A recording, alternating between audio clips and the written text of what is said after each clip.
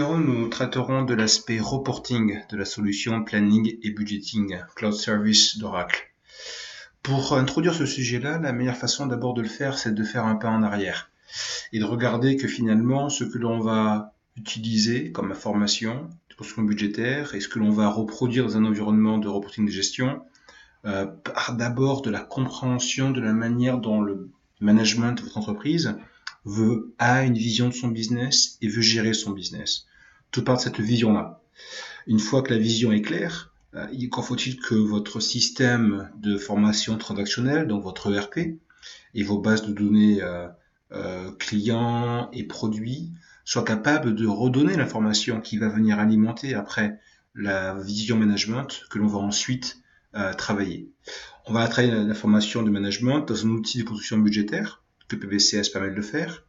Puis effectivement, aujourd'hui, comme c'est Excel dans lequel vous analysez et vous rétablissez vos atterrissages mensuels et construction budgétaire et business plan, vous êtes obligé d'utiliser encore une fois Excel ou des outils de business intelligence qui servent en fait de reporting de gestion.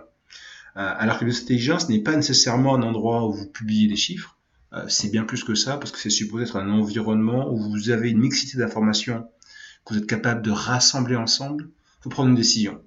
Donc on a tendance à utiliser des outils comme Web InfoView, Business Object et Autoclick View comme outils de reporting de gestion, alors même que leur valeur est plutôt ici au niveau de la business intelligence.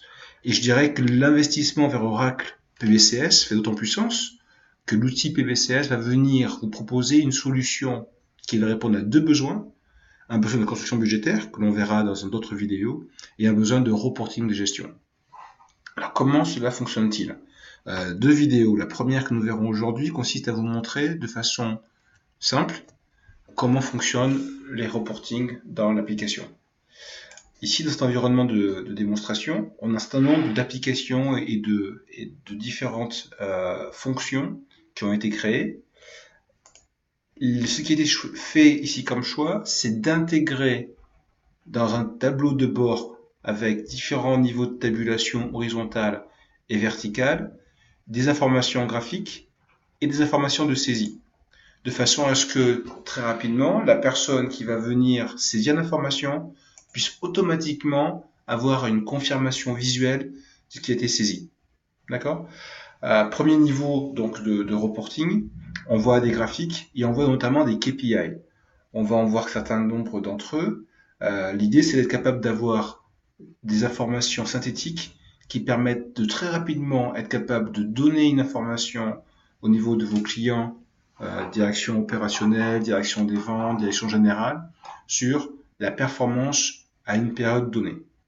On peut voir des exemples de year over year ici, capacité d'obtenir un chiffre brut.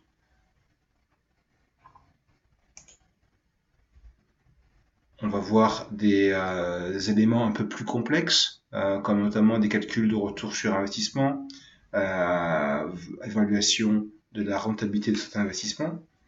Donc, premier élément, c'est KPI. Le deuxième élément qui est intéressant, c'est l'aspect drill down. C'est-à-dire que, par exemple, ici, alors que je peux voir et je peux comparer dans le temps les réalités de l'an dernier, le forecast cette année et le plan de l'année prochaine, je peux assez facilement ici aller faire un effet de vérification sur la partie marketing.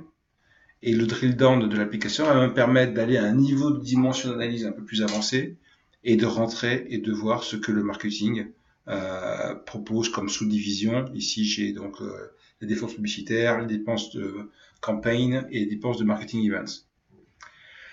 Un troisième élément, encore une fois, de valeur sur l'aspect reporting et qui montre la pertinence de la technologie utilisée ici qui s'appelle un cube ASO, donc un cube qui est dédié au reporting et qui contient un niveau d'information très détaillé permettant d'avoir des niveaux de reporting très pertinents.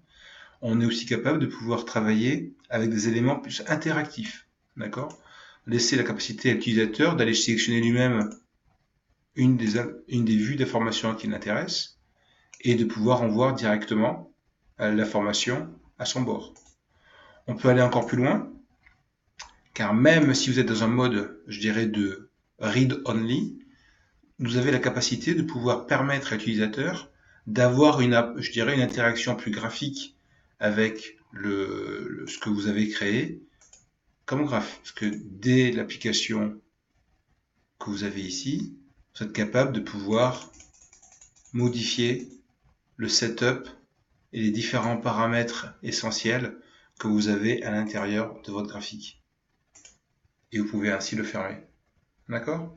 Donc un premier niveau d'aperçu de ce que l'on peut faire sur l'aspect graphique et donc reporting de gestion dans l'application. Bien évidemment, on peut aller bien plus loin que ça, notamment pour vous qui avez probablement des besoins d'être capable de pouvoir afficher des éléments un peu plus pertinents, notamment en faisant la démonstration d'informations chiffrées,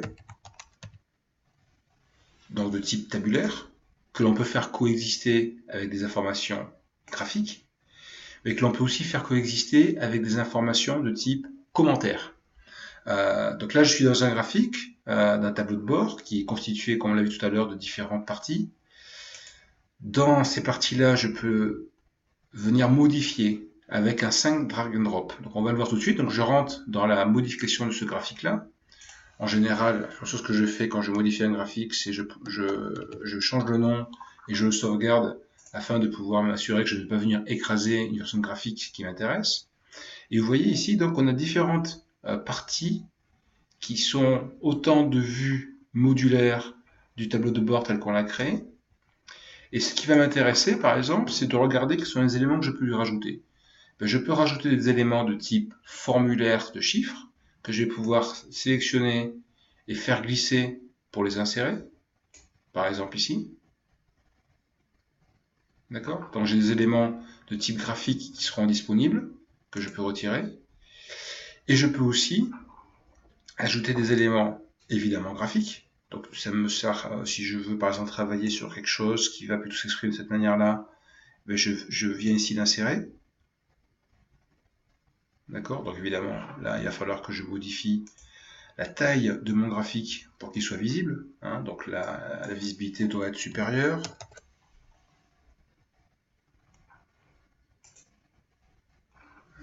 Alors je suis limité à 90. Ah, très bien. D'accord?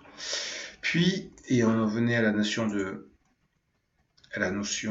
commentaire, on peut effectivement insérer une information et ça peut être par exemple contrôle de gestion,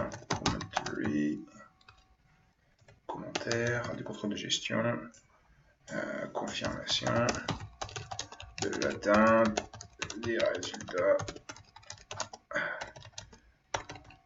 de Q4.